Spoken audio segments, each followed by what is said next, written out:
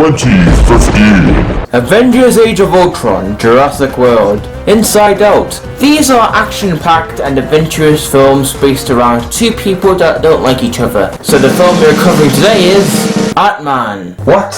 Ant-Man is my favourite MCU movie of all time. Even the hero is really great. There have been three people to take on the mantle as Ant-Man. First, we have 1963's Hank Pym, as he appeared in the Tales of Astonish series. Ant-Man came from the man in the anthill. Hank Pym is a pacifist. Shut up with the tail fans. Hank doesn't believe in crime fighting, as he likes to talk it out with the villains, so he often uses his drinking abilities to break into villainous lairs and then stuns them by covering them with ants. Pretty lame, I know. I believe this was where all the hate came from, so naturally in the Avengers issue number 59, as he became the edgelord Yellow Jacket. Remember the name. The second Ant-Man is Scott Lang. He was an engineer of the sort, not as smart as Hank, but he can think practically. Because of Scott Lang not being a pacifist of the sort, he could lift enemies 10 times his own weight. Scott Lang is the main Ant-Man that you'll see in the movie. The third Ant-Man is Eric O'Grady, as he stole a suit from Scott after his death. Eric became part of the Thunderbolts, which is basically the Suicide Squad for Marvel.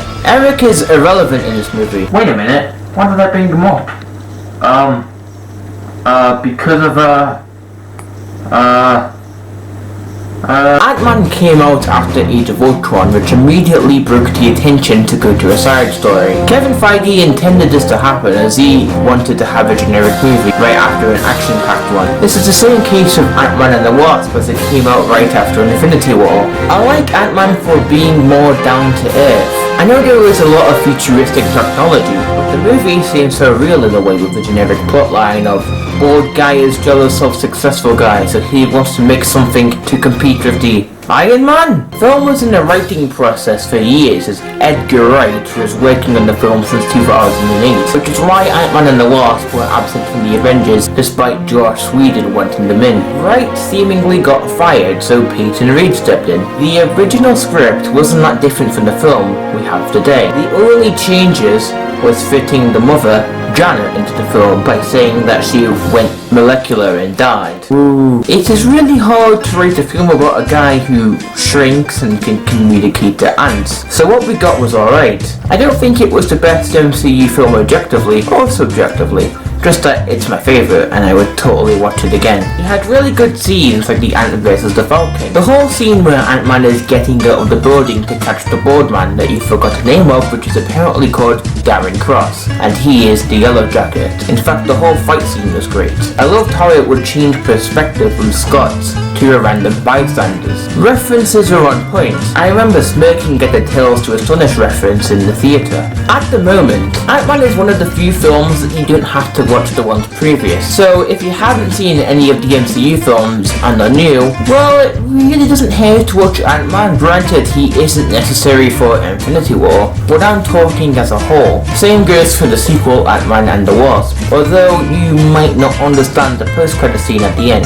The characters are really good. Remember earlier how I mentioned about movies being centered around two people that don't like each other? Well, here is Hope Van Dyne, played by Evangeline Lilly. It's a common cliche thing, but it's not really her riding than Scott, oh no. It's more also her and her father, Hank Pym, played by Michael Douglas. Hank doesn't really have the same character that he does in the comics, except for his anger issues. That's an iconic thing about Hank. What, Peter? Unless if you couldn't tell already, I really love this movie. The music, though not memorable in the movie, is really good when listening to it by itself. The music gives the impression that it is a heist film, with the first 3 seconds sounding like footsteps as you are making your way to the object. When the music kicks off, that sounds like the burglar is caught and now he's fighting his way out, like in the movie. The music truly reflects the film, which is awesome if you think about that. And that is why I truly love Ant-Man. And the Baskin-Robbins joke. His name tag is a reference to Jack Kirby, the illustrator and co-creator by Stan Lee.